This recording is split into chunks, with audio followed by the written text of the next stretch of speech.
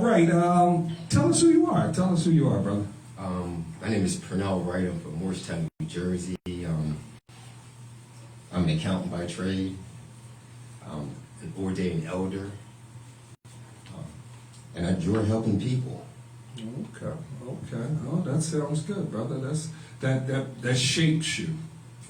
That shapes you real good and everything like that. But ladies and gentlemen, like I said, that's our guest speaker for tonight, Mr. Pernell Wright. I am Mike Hurt, your host, and like I said, we're going to get right into it. Ladies and gentlemen, what we're going to talk about tonight is a topic that is very important to not only all men, but especially black men, and it's our health. When we speak about men's health, we speak about it in a way where men typically don't like to go to the doctors. Right. Normally it's our wives, our mothers, our family members, or God forbid if an emergency happens where we have no other choice, where somebody's pushing us on a gurney to take us to the hospital, and we don't realize how jacked up we are until they let us know that this is what happens when you don't go see a doctor. Right. And get yourself checked up. And you would have known that you had high blood pressure or you had diabetes and all that stuff. So I made it very clear to myself that before I shut these shows down, I wanted to emphasize on men's health, and like I said, especially towards the black community, towards the black man. When I say to you, Pernell, about men's health, and especially of your health, what are the first things that come to your mind when I say that? How would they make it if I were to die? Your family members. My family members. I've had that experience already. Okay. Well, are you married? Yes. Okay. Kids? No. Okay. So how long have you been married? 22 years. 22 years. Okay. So you can go into what you were saying. And if you truly love the person you're with, regardless if you're married or not, you should not want to be a burden because you have a fear of going to the doctors. So what you're saying in so many words is that if you love someone, or you have people around who love you, it should be your responsibility to want to make sure you're okay so you can be here for them. Exactly. But we know a lot of the times that's not the case. That's true. And the reason why I feel as though a lot of times that's not the case, when you think about going to the doctor, this country has a way of making people very skeptic of going to the doctor, especially when it comes to black men. I'm not going to go too much into the history, but I'm going to tap on it a little bit. Back in the day, they did a syphilis evaluation, and they used black men as the, so to speak, guinea pigs to experiment. And a lot of our black men have died and were infected by it. And I'm not just saying that that's the reason why black men are skeptic to go to the doctors, but it's also a pride thing. It's almost like an ego thing. It's almost like if I feel good, I must be good.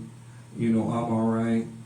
And sometimes that could be the ignorance in us. Right. And I know it's a trust thing that comes with it. So, in your life, have you ever experienced any type of medical situation that you were in front of it, or you found out during? I would say I was behind it. When you sit back and you watch other family members die because they didn't want to go to the doctors, and then you find out that it could have been either prevented or it could have been slowed down. For me, I said it's not going to happen to me. I've seen blood pressure kill people. I've seen obesity kill people. Diabetes in my own family kill people. People with strokes not asking why they have a stroke kill people. And I said, it just is not going to happen to me. Well, Purnell, when you say that, you know, we're very strong and prideful people. But what is the ignorance behind it of why you feel as though that we don't get on top of it? Well, most people don't have the health care or the Okay. card that they need. Okay, brother, now you're talking, okay. But at the same time, if you do your homework, there's still a health care card that you can get access to actually find out what kind of sicknesses that you might have. I'm not sure if they still have charity care in place. I think they do, but they probably have a different name tied to it. It depends on where you're at, and you know, in the country, and if you're in the inner city compared to the suburbs. You know, back in the day, they used to call it the public clinic or something like. You know, you don't go to the emergency room; you go to that clinic. So you basically went into your family having issues with medical issues. Correct. But how did you deal with any type of medical issues? Well, unfortunately, I first had a leaky valve. Starts off as a heart murmur, and if you don't follow it long enough, then you find out that there's other complications that actually occur with it. Now, did you find this out by feeling any type of pain, or did you just find this out by like a routine checkup? I'm a cyclist. Okay. After I think we did about 30 miles that day, I'm laying in the bed and I just felt like my heart jumped. Ooh. And I decided I was going to go to sleep and deal with the next day. Right. And the next day I went directly to the emergency room, and they told me that my valve needed to be repaired, but it wasn't time yet to repair it. Now, let me ask you this. Prior to that, obviously, you seemed like you were into the exercising game. Extremely.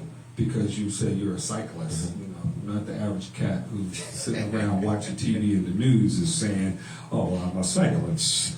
The average cat who's sitting around the TV just chilling said, I think I'm going to ride the bike today.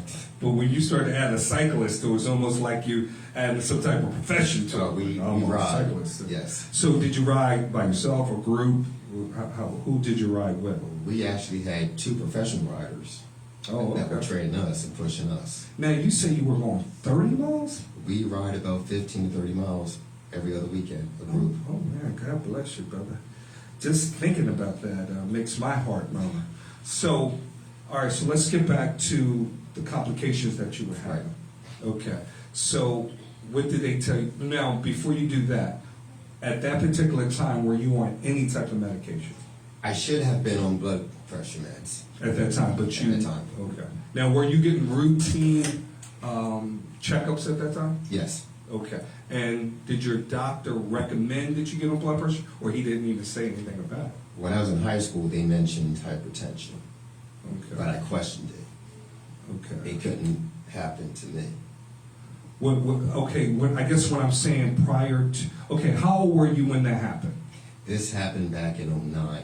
Okay, it happened in 2009, so you were obviously an adult at that time. Mhm. What I'm saying is prior to 2009, were you getting yearly checkups? Yes, I was. Okay. When you were getting yearly checkups, were your doctor telling and recommending that you should be on some type of blood pressure medication? Not during that time period because I had changed my diet. Okay. I had changed a whole lot of things because... For the better or for the worse? Oh, for my better. For your better. So, your doctor did your blood pressure. Now, did you do annual blood work? Yes. Okay. And not one time did he say, I got to prescribe these blood pressure medications for you. Not at that point in time at all. Think about what you just said, brother. You went to a doctor every year. You got blood work done. And the doctor did not insist that you be on some blood pressure medication. At the time, I was extremely athletic. I was exercising. I was eating all the right foods. But see, Purnell, that don't mean anything if the blood work says different. The blood work was normal. Okay, so it didn't show. No, it didn't show. Oh, okay, that's No, what I'm asking. no, Okay, no, okay, sir. okay. So the blood work didn't show that you should be on any type of Correct. blood pressure medication. It was when you had this episode, Yes. and then he was recommending that you should be. Now, does high blood pressure run in your family? It's hereditary. Hereditary. Unfortunately, when it comes to our African American community, that is an issue, as well as diabetes, and the list goes on. So now you are on this blood pressure medication. What happens after that?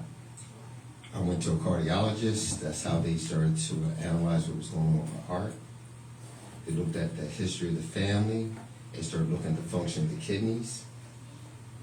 And that's when my whole life started to spin a little bit when it came to taking medication.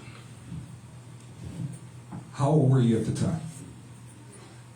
Man, I can't do small numbers. I'm the accountant. Okay. It was 2000. Oh, let's make it 2009. Okay, we're not going to tie you to an age on 2009. 2009. Well, I guess what I'm trying to get at is that prior to that, you basically kept your body in decent shape. Yes, I did my best. And if anything, you took it to another level of taking care of your body.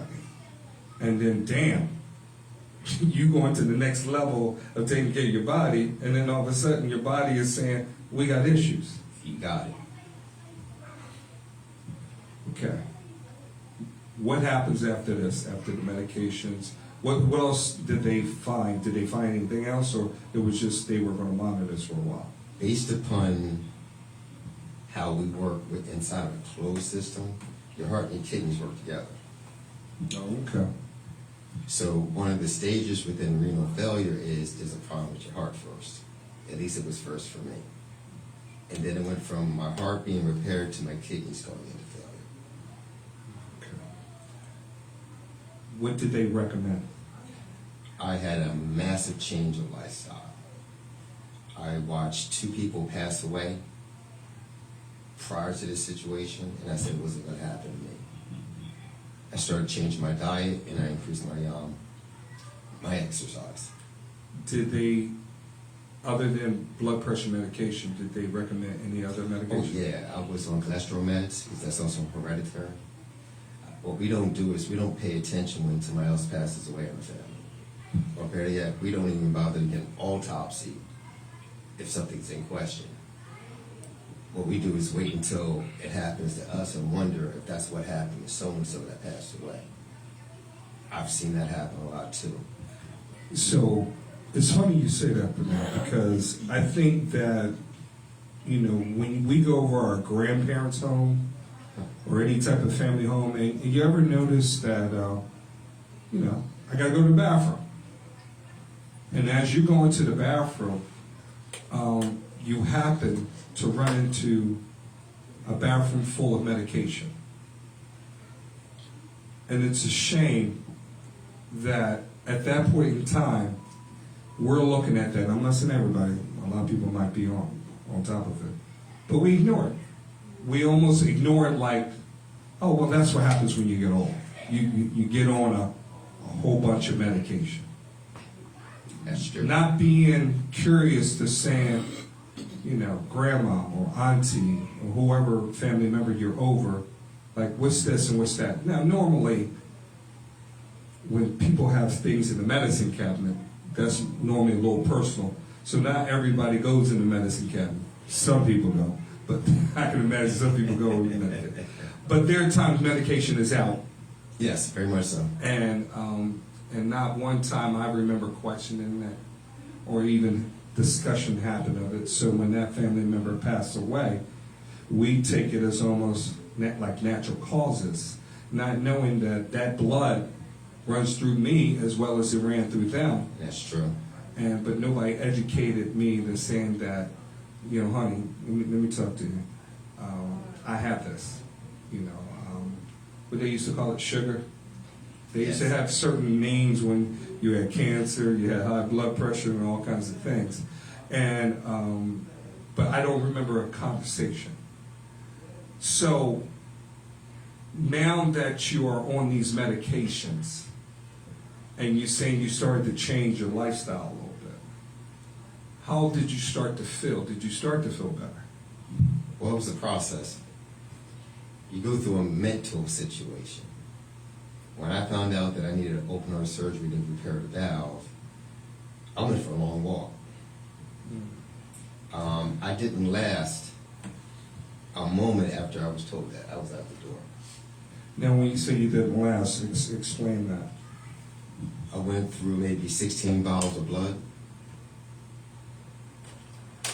And they test the blood to see what was going on with the blood. Then I actually went to DeVore Heart and Lung. Where they specialize, and they did an examination to let me know, to confirm, and then I had to make a decision on where I was going to go next. Right.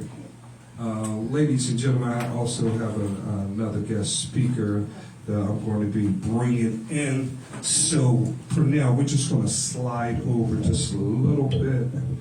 And Mr. Ricky Coles, you can slide into that chair and come into view. You can bring your chair up a little bit. Oh, I'm sorry. Ricky, Purnell, Rick. Okay. Ricky, you bring that mic up a little bit to you. And just tap that mic on. No, up the top. Just click it on. We on. I think we're on. Let me get a check on you. Mic check, 1, 2. Yeah, he's on. Purnell, we're going to get back to that. Ladies and gentlemen, I just want to introduce another guest speaker to the Her Chronicle. This is Mr. Ricky Coles. How you doing, Rick? What's up, Mike? How you doing, brother? Glad to see you come. Ricky has been on the Her Chronicles, the Man Her Talk Show. So he is definitely not only a guest, but he's a friend to the show. Ricky, the topic that we were talking about tonight is men's health. Purnell was going into sharing with us an episode that he was going through when he was a cyclist and he was exercising and he was doing like 30 miles in 2 weeks and stuff like that. He was part of a group. So he was in decent shape, better than the average person. And then we also recognize that men don't like to go to the doctor, and just as much black men don't like to go to the doctor. So we were tapping into his experience when you were saying that you were dealing with, they were going to have to go and cut you. Yeah. So once I found out that I needed surgery, they had done extensive tests on my heart. I had a leaky valve. Okay. It was about 6 to 12 weeks later. I went in. They repaired it, but when I came out, I wasn't aware that I had died. Lesson that I've learned, that when you're in the hospital, you should take medical professionals with you, but they should not identify who they are or what they do for a living. right. Because you don't know when you might need their knowledge to save your life. Yes. My brother saved my life because he spent years in the hospital and he understood how to read the machines. So you did have someone on your behalf questioning Everything. You need an advocate. Yes, You need a couple of them. Even just the mere knowledge of what's going on. Yes. You know, Right, to have an right. advocate that knows what's going on. Like my brother, and my older brother's a PA. So like even when you get your blood work done, like you don't know what a lot of this stuff is about. Yeah. You have to ask somebody. Yes, Like, you how do. do I read this? What is this? Oh, this is your vitamin D level. This is that level. Right. You don't know what it is just looking at it. All they do is give you a paper or a printout. Yeah. No, You know, and then when you get your blood work done, you have to specifically ask, like you said, we're black men. You have to specifically ask for certain tests. Right. They only give you a certain criteria of test. You Yes, have they to do. say, I want this tested, I want that tested. You have to ask. So we have to have the knowledge, like he said, or have somebody that knows. So once the decision was made for you to have surgery, explain how that went about. For me, you have to go with the right attitude. Now, what did they actually go in there to do? What was their explanation of saying, this is what we're going to do, and then the result of us doing this this is what's going to happen. Your valve opens and closes. Mine was open. So I had a choice of either a pig's valve or a mechanical valve. And what's the difference between the two? Mechanical is for a lifetime. Pig's valve at that point in time, I believe, lasted only 12 years. Then we had to go back in again Okay. to get the surgery done. And I take it when it comes to pig, is infusions that take place when that happens? No, they actually go get a pig? No, I know. Okay, go ahead, I got you. No. What I'm saying is that when they do that, is that the one that they have to do, what, every 12 years? Or? Every 12 years. Mine, I'm on a pill to make sure it continues to go back and forth. For the blood flow? Yes, and to make sure that the piece of platinum, I think it's a platinum piece, that's in there doesn't stick. Okay. Now, Mechanical. Yes, now, how are you feeling today? no issues. No issue. So you decided on the right move for you. Yes, I did, because I was not going to go through it again, not knowing that I had it done twice. Now, are you still doing what you were doing prior? Like riding Yes, I the can. bike? And you have no issues, no problems? None. So how many pills do you take a day for that? Just for this, Yes, 2. 2. And was that morning and night? Yes. Okay. The kidneys. Now, That's another cocktail. we're going to get to that. Ricky, since I have you on the show, we're talking about men's health. And obviously, Purnell was, we were grateful that he was able to share his story. Do you feel like from a health standpoint, have you ever dealt with anything health-wise that gave you a little scare, or how is your regimen when it comes to going to the doctor? At our age, I'm pretty sure we all have had a couple scares. Yeah, brother. Everybody have a story to tell. Bring the mic up a little bit, or take the mic up one. Okay. I'll take it out. Yeah, just Excuse me. yeah. Yeah, I've had one or two years ago. I remember feeling like a little lump in my neck. Okay. Ignored it. Got bigger and bigger and bigger. My thyroid was functioning properly, but I had goiters. This thing called goiters. You get growths on your thyroid. Now, see, when you start to say words like that, I don't even know what a goiter is. Did your doctor tell you that? Well, it's or you just a knew? growth. Okay. They call them goiters. Okay. You get them on your thyroid. Okay. So I eventually had to have it removed. They got as big as an Adam's apple. So. Okay, so this was something that you started to notice physically, like Yeah, I was sitting on the computer, you feel a little lump. And you're like, oh, what that is. Right. You don't know if it's always been there or not, and over the years it started to grow. Oh, okay. So I had to seek medical attention. I eventually had to get it taken out. My thyroid was functioning properly, so I have to take levothyroxine. It's a little pill. Okay. You get your blood work done every 6 months, and they give you the proper dosage for the pill. Now, what does that do? It regulates what your thyroid was putting into your body. Oh, okay. So it's controlling it. Yes. Okay. Anything else you felt like you were dealing with? Not Just the too typical. much to mention, but Well, let me ask you this, because we were just saying how, men don't like going to the doctors, and do you go annually? honestly, no, I don't. Okay. I need to go more. I go like most black men when I need to, when something comes up. But I have to get physicals and stuff like that. So I don't go annually, but I do go. Now, I could do better. That's what now I'm taking. they're basically saying, and I think it's written down, that when it comes to men, especially black men, you have to get a colonoscopy. I think the number is 50, but I even think they moved it up to 45. I'm not sure. And then you got to get your prostate checked. Prostate, yeah. You got to get that blood work done, because a lot of us have diabetes, high blood pressure, hypertension. There's other stuff that goes on that you don't know. You might have an irregular heartbeat. But I think that going to the doctor yearly, I think is the first step of at least trying to take control of looking out for you. Yeah. And like I said earlier, like you said, knowing what to ask for. Yeah. Knowing that when you get your blood work done, that you need to get your blood tested for that, because they may not test it for that unless you request it. Amen. And Purnell, you made a good point when you have loved ones Yes. around you, because I know that my wife,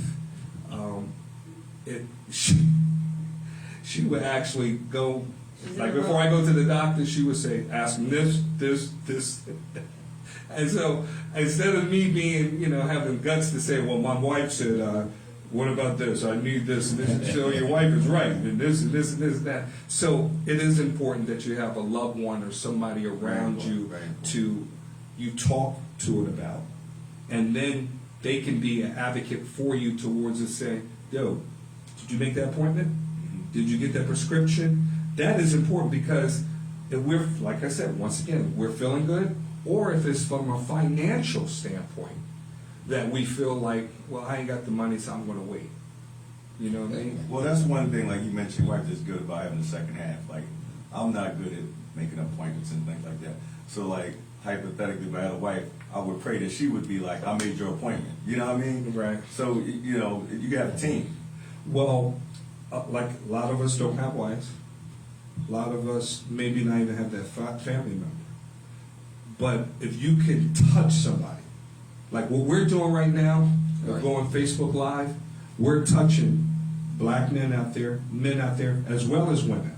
Because I think that the discussion has to be talked about, because we're dying.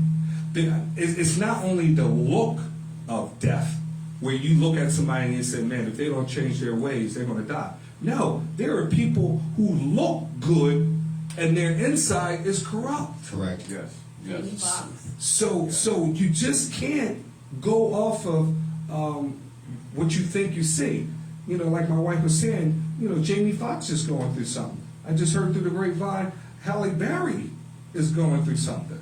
So the people that we think that are okay got just as much issues going on with them than we do. Well, one thing that I'm learning as I get older is the biggest thing. Remember, the old timers always told us, "You are what you eat." Yeah. And if you look at how they process food, everything, all the meat, fish is GMO now. So it's synthetically made. Yes. So we have what you know is to be a real body, right? Right. So when you put artificial things in something that's real, you're going to get a reaction. And sometimes they know these reactions take 15, 20, 25, 30 years. But even like the soda cans now, like, remember who was Obama put the sugar tax out? Right. Okay, Well, they so did it in Philly. But if you look at everything you consume now, especially sodas and things like that, we had real sugar, just real sugar in our Cokes and stuff like that. Now it's like 45% sugar, and then it says 45% other sugars. Right. So these are chemicals. So now our kids are drinking the same soda pop that we thought we had. This stuff is a lot more deadly. So Pernell, with going off of what Ricky is saying, prior to you having the episode you did, and how your life is now, how was your diet and how were you eating? Is that before surgery or after? Both. You can let us know on both ends. I was fortunate that my wife was cooking healthy anyway. Okay. So you were already on top of it from the beginning. Okay. Had good eating habits. Non-stop. There was no junk in the house. You figure everything was either baked or broiled or grilled. It was your chickens or your fish. Almost no sugar. I would cheat with my own sugar. Right. I enjoyed exercising. I loved being outside, doing landscaping and anything heavy. So I was always getting my cardio on. So in all reality, your diet never really changed, because your diet was... Well, it had to change. Okay, so what did you change after? Now, the moment you go on dialysis, now you got to watch your weight, your fluid intake, your potassium, your carbs. Now you just worked the dialysis. I sure did. So prior to you getting into that part, what brought that on? Your heart and your kidneys work together. Right. And we were watching my numbers, going back to the blood work. And the moment one of my friends got the flu and I was around them, that's when they call it, I came off the cliff. I spent years on a cliff wondering when that day was going to occur that I needed dialysis. I was around somebody sick, and then all of a sudden called my nephro, and she said you need to go in and get a catheter put in your belly. So are you saying that what was going on with your heart was this, and the medication that you were on started side effects messing with your kidney? This was already going down. Oh, so this was already going You down, got it very slowly. slow. Now, did any of this run into your family? Like, did you? I got everything everyone else has that did not survive. So it wasn't your aggressive family? with yes, I was very aggressive with what I did. And Ricky, he makes a good point here, because this man was actually the poster child for how to go about living your life. Yes. And he still got these things that happened to him. So that lets you know how deep the blood is when it comes to hereditary and things that are passed on to the next generation. And also, it's just life. It's Yeah, life. yeah, I mean, yeah, but everything's not hereditary. Things happen. no, it's like, brother, you ain't saying nothing but a word. No, you're absolutely right. I mean, we were bust our head wide open that you see a person who smokes until they're 100 years old, never get lung cancer, and then you have a person who never smoked a day in their life, and That's they have true. lung cancer. See, but what I like about him, this is the interpretation I'm getting of the type of man he is. Okay. Instead of trying to figure out why it happened, just deal with it. Just deal with it. Because it's life, you know. I'm pretty sure he didn't sit around and say, oh, I cycled, I did this, I ate right. Why? Well, before you came in, Mhm. Purnell, you did get into it when you first had that episode. You had a moment. Oh, you're gonna have a moment. But my definition of my moment, I determine when it's gonna end. That's It's what not I'm an saying, you dealt ongoing with thing. I just don't do that. Yes, you deal with it. Because sometimes things come, like I said, either we'll fold or we'll stand up. That's the only choice you have in life. So, you still have your original kidney, or you have a new kidney?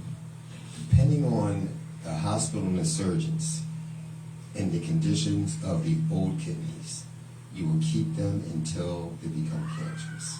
I'm not in agreement with that, but I have cysts in my L4, 5, and 6. I have cysts in my liver and somewhere else. So if they were to take out one of them, it would be another 8 to 16 hours. And being that I have a valve and I'm on Coumadin, a blood thinner, I could bleed out, because no matter what they do to lower it, it has to be at 2.0, which is normal for you guys. 2.0 is not normal for me because of the chemicals that will still be in my system at time of surgery. So I'm a little bit more complicated. So what you're saying, and I'm not trying to put words in your mouth, you're basically saying that if you took on a new kidney, that it can throw everything else off? No, sir, I do have a new one. Oh, so you do have Yes, a new sir, I got a new one. Okay. And I Thank God. work with someone who got a new one, Mhm. and he has to take this certain medication every day for the rest of his life. Different cocktail, yes. Yeah. So, the medication that you're taking, I guess there are side effects. Yeah, they are. Okay. Mentally, where are you at with that? Let's go backwards. Yeah, let's go. While on dialysis, I got my master's in finance. Oh, Once I found out that I was getting a transplant, I started my PhD. go ahead, brother. So I would say it's all about a mindset on how you deal with the situation. Yeah, I did have those moments. Like I said, you did something. You did something. I had the moments, and the moment was like this. If I don't ask, you're going to pass my coffin and say, Sorry about that, people. you're going to say, I could have I done said something. the show about that." continues. Yeah, we ain't going to quit. No, we keep going. So I was dealing with pride. Do I tell everybody and ruin opportunities and employment for myself? Right. Do I die and have people walk past the box as a pastor, hear them say, if I had known, I would have done something? Or if I do nothing at all? So I decided I'm all in. I was on Fox 29 News Right. over a bumper sticker that said I needed a kidney. And it just motivated me. What it is just, I had nothing to lose. Now, Purnell. Yes, sir. I've done this show many a times Uh-huh. when I've had that thing up against the wall. And this is hold up, brother. Don't go. What's going on here? No, I'm talking about God's Spirit basically saying, brother, preach. Let it be known. This is to be heard. Amen. That's all. That's him doing it again. That's the spirit. That's the Spirit. The spirit is moving. He actually confirmed that with an explanation for it. Oh, Jesus. Amen. So that means we are, because see, the devil is always Busy. at work and he's always busy. So when the truth is being put into the air, it's Here like, comes the oh. Yes. So brother, I love for what you're saying because you're helping others. And when you started talking about what you did with that energy, you said, I went and got my PhD. I went and got my master's. That means you could easily hit the bottom. But that's what I said. Depressed That's what I and picked up from everything his like brother. that. I just met him. Right. Don't know anything about him. Very Isn't that beautiful? I motivated. said he seems like the type of man that just did something instead of questioning. You did say trying that. to figure out You why. did. You did say Just that. move forward. Amen. Just move. Just move forward. Man. So you're basically saying, out of all the, you dealt with that, and you're on top of that. But Ricky, as your brother, I'm telling you, brother, get that blood work. Oh yeah, yeah. I That think I colonoscopy. can get it done. I just don't get it done as often as I should. I know, but I said, like you said, we're getting older, and my wife is on top of me for mine and everything. Well, hey. Because when you talk about the processed foods, when you talk about working like it ain't no tomorrow, because we live in a time where you need 2.5 incomes to take care of a home. You're right. So when you're doing that, if you're not planning ahead when it comes to your diet and your food, more likely you're more susceptible to the processed food and the things that go with it. But like you spoke of earlier, knowledge is the key. And then secondly, he said he always ate healthy, right? You look at inflation today. Most of us can't afford to eat healthy. Can I challenge that? No, I mean we can. I'm in agreement with you. We can combat that by having knowledge of what to eat. But overall, it's easier to do the wrong thing. It's harder to do the right thing. True. But once you get knowledge of doing the right thing, that becomes easier only if you practice it. And that's what I'm doing now, I'm practicing. Can I help you out with that? Yeah, anytime. It's cheaper to go to Whole Foods and eat organic than have to find a copay to go see a doctor. You're right about that. Um, You're right about that. I'm an accountant by trade, and I do math all the time. And I sit back and I watch. We eat all the wrong things, but when it's time to go to the doctors, we don't have the money because we messed it up already. Mm-hmm. If we would take a look at it the other way around, if we eat right, we don't have to put out for drugs. We don't have to put out to go see that specialist that often. I Because agree with you 100%, but we have to have knowledge of what I'm to with eat, you. how to eat properly. That's where it starts. yes, We don't get to where you at without getting the knowledge. I got you. And So- then, having some understanding of what we need to be putting into our bodies. Right. Because we've been raised putting the wrong The things wrong into things in our bodies. Correct. We've been handed the wrong things since we were babies in the crib. So we're creatures of habit. So what Yeah, can we? that's So what can we do to find and help a solution when it comes to knowing that processed food is in almost everything around us, and it's normally cheap, although even processed food has gotten expensive. What can we do? Because I'm gonna come in and I'm gonna refer this to you, Okay. Purnell, because you've lived that life. You just broke it down to Ricky towards it costs cheaper if you did this compared to doing that. What do you think we as a whole can do to improve what we've been used to doing for all this time with processed food? I think you need to make a concerted effort to understand the health of other people in your family first. Something that we don't do as black men, we don't spend any time reading. We have one light in that living room, and then we have that 72-inch that we watch. Now, brother, you're telling on a lot of people out there, brother. Yes, sir. They don't want to hear that, brother. All they say, just tell me about the food. You ain't got to tell me about my I'm with life. you. But go ahead. Truth has to be spoken. But the TV in that hospital room ain't 72 inches. Okay, brother. And the bills that you just left on somebody else at the house on top of your stress that's in the hospital ain't fair to her. Well, this is where it starts for me, and this has been something that's been on my mind and my spirit that I have yet to do, but prayerfully I'll get to it. We have to learn how to cultivate and grow our own stuff. Because everything that you buy out of the supermarket, like I Correct. said, is GMO, it's man-made. Even the fruit, God gives you fruit with seeds in it. Now you can buy seedless watermelons, oranges, those. This stuff is not the real deal. This is not the stuff that's going to heal your body that God gave us. This is man-made. So we need to learn, like I want to learn how to, I want to put a garden in my yard. And then how you combat that down the lineage through down the line is you teach your children how to grow their own vegetables and things of that nature so they can eat healthier. We cannot keep relying and trusting other people to give us what we need. We need to rely and trust on God to give us what we need. And we have to go to the proper source to get that. And it ain't always the supermarket. Ricky, what you're saying makes perfectly great, not good, great sense. But you know that's not the world we live in. I mean, and I'm going to give you a perfect example of that. My aunt and my uncle had a farm in North Carolina where they were raising chickens, cows, and all that stuff. And their neighbors were doing the same. And they all had multiple kids. I think 6, 5, 8, 9, 10, whatever kids. And it was for the next generation to take over what the following generation did. You don't have that. Yeah. You don't have that.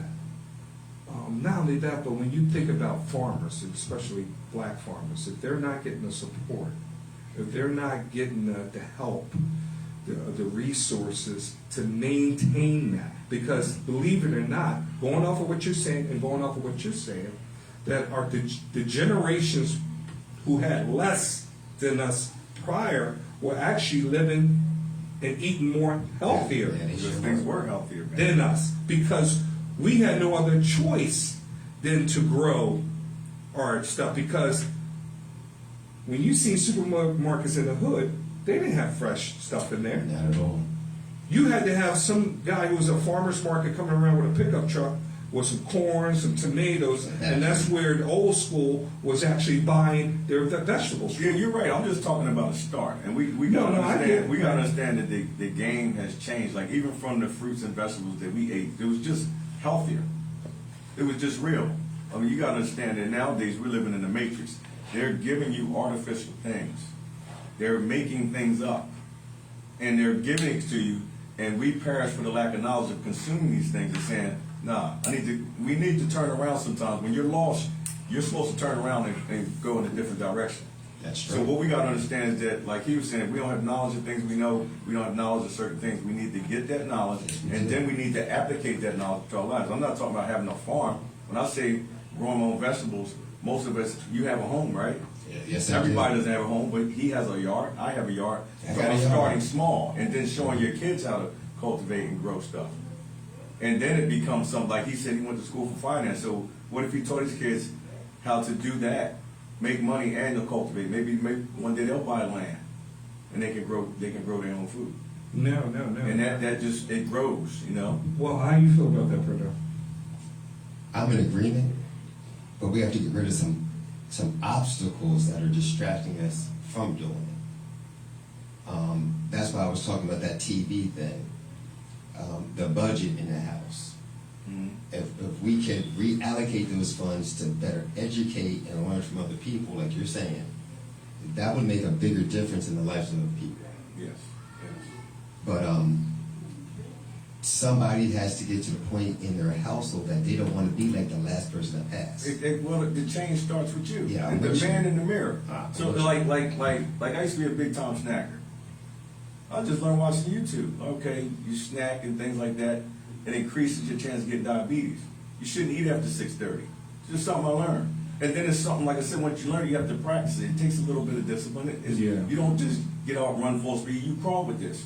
And then when you see the change, you see that you feel better. And then once that works, your spirit's going to shine.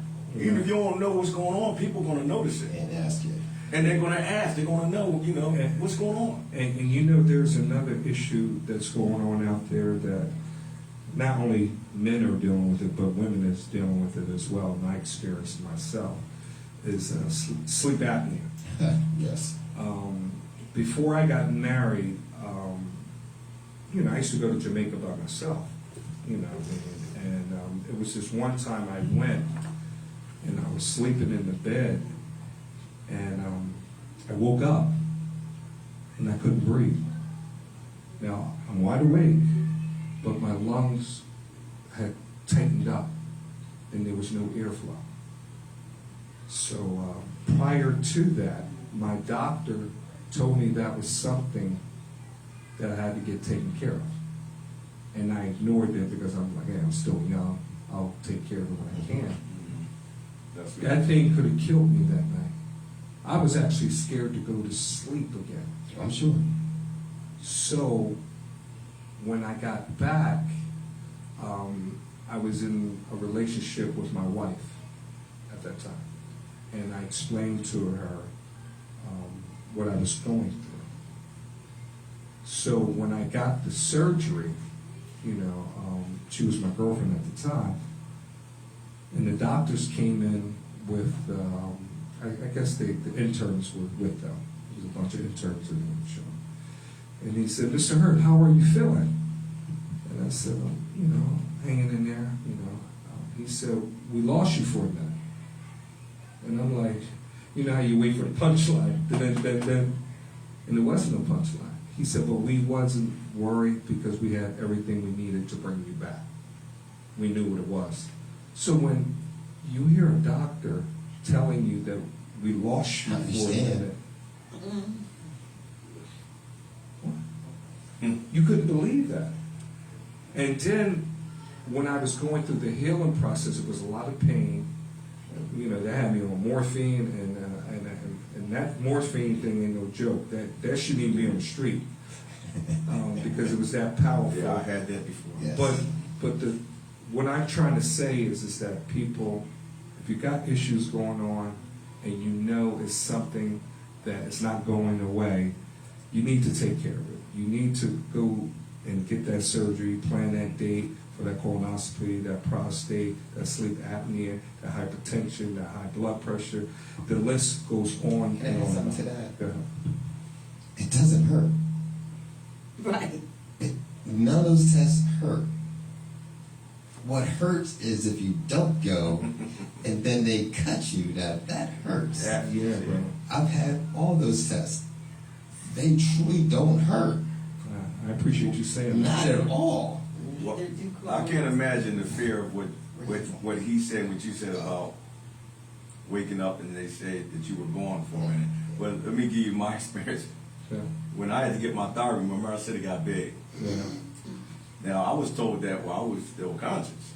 The doctor looked at me after I had a biopsy and everything. He said, one thing I could tell you for sure, that's not cancer. And I said, why you say that, doc? He said, because if it was, you'd have been gone already. So picture that. Wow. So he made it Similar very, experience, but different. Yeah, you're right. so he made it very clear. I'm going to be honest with you. My diet is all over the place, and this is what I mean by that because I'm going to be transparent with you. My motto was always moderation. I always felt like I don't eat too much of one thing, but I eat a lot of things. Right. Your body is a temple that has alarm clocks in you that lets you know, you need water. You need potassium. I mean, I have muscle issues, so when I was playing ball back in the day and everything, I used to get those bad Charlie horses, and I can imagine you as a cyclist that you had to keep your potassium up. And so I keep bananas in the house. So basically what I'm saying is I notice as we get older, is that alarm clock is basically saying, I carried you for many years where you didn't really have to put no fuel in that tank. You didn't have to change the wall. You didn't have to change it. But now that you're getting older, we need a little bit more filtration. More maintenance. More maintenance and everything like that. And then not only that, but if you're fortunate enough to have a spouse and somebody with you, it's almost like the buddy system. It's like, I'm going to look out for you, you look out for me. Because we have a thing when we're looking at ourselves, like, oh, my. And then your spouse or somebody near you can say, no, you're not. Yep. Well, that's one thing that we can't take for granted is that we've always been mobile and athletic. But you look around today, a lot of people aren't. So they don't get those alarms aren't as loud. Yeah. You're right. You know, like his alarms were probably loud because he was in tip-top physical condition when he had his issues. But some people are already obese. Some people already have issues. Right. So these alarms aren't going to be as pronounced. No. You know what I mean? No. So one very important thing for us as older men, black men in general, you gotta stay in motion. You have to exercise. Right. I mean, I always looked at exercise as a lifestyle, like brushing your teeth, combing your hair. Even if you don't do it every day, you set goals. Okay, well, I'm gonna work out 3 days a week, which you make that a minimum. Well, I'm gonna work out more than, I'm 53 years old. I might not want to work out 7 days a week, but if I'm feeling good that week, I might do 6 days. But once you stop moving, those alarms aren't as loud as you think they are. And you know, I'm going to add something else to that, Ricky, that I learned from my dog. If you ever notice when a dog gets up, he doesn't just get up, he stretches. Sure does. He does Get not that blood go straight, flowing. he Yeah. stretches. Yeah. I notice as we get older, and especially with me having lower back issues, and I got a herniated disc and everything, and I was getting that shot like every 2-3 Cortisone, years. yeah, Ouch. temporary. Now, knock on wood, I haven't had it in a while, because now what I do, when I get up Stretch. every morning, I don't care where I'm sleeping at or what angle I'm sleeping at. I stop, I square myself up. And then I just gently, don't pull or something like that, but gently stretch. I stretch out my legs, I stretch out my arms. I don't do no jerking motion. I just go from side to side. And I noticed just that little bit you doing that goes a long way. And when I was in physical therapy, I also noticed that people who are like in rehab centers, because I do events for rehab centers as well, is that when they're rehabbing them, even if they're in the chair and they can't get up, they'll still have a physical therapist move their arm or move their limbs, because you're preventing blood clots. Right. You don't, and you know that Yep. you might think a doctor might want you to stay in that bed for a while, but he You said, better no, move. you got to get up. Get up and walk. You got to get up. But even with how you sleep is important. A lot of people don't know that. Yeah. What position you sleep in, how Good you job. lay. You got to put pillows between your legs. So you Brother, can I do it every night. A lot of people see, like I said, knowledge is so important, Yes. and the word has to be spoken, and that's what I appreciate about your show. That you may think you're putting something small out there, small things can go a million miles. Brother, I can throw a small rock farther than I can throw a boulder. Brother, Yeah. it is my duty, once I take a responsibility to say, this is what I'm going to do, I recognize when it came to, especially my community, and black men, that this conversation was necessary. I agree. And I didn't have to have a professional doctor on this panel to preach the testimony, because sometimes when people talk a certain language, it can go over our heads sometimes. I agree. But real life testimony, when you see somebody look like you, talk like you, walk like Been through you, what all of a you've been sudden through. it's like, man, he talking my talk. You know what I mean? So I appreciate what you're saying there, Ricky, but I know at the same time it's that somebody blessed me. Yeah, exactly. Amen. But it's good because what you're talking about, what he's talking about, what I'm talking about, there's people coming down the road that are going to have his experience. It's going to have my experience. And that's what the word is good for. Right. It's just like our parents telling us things when we was young, and then we got older, that light goes off. I know what my grandpa always said this to me when I was a knucklehead. I know what my mom always said this to me when I was 17 years old. So the word is the spoken word just can't be beat. Well, when it comes to the truth. Well, we're going to have to end this up in about 5 minutes. So I'm going to start off with you, Ricky. When it comes to men's health, not only for yourself, but for other men out there and people too, because women are listening to this as well.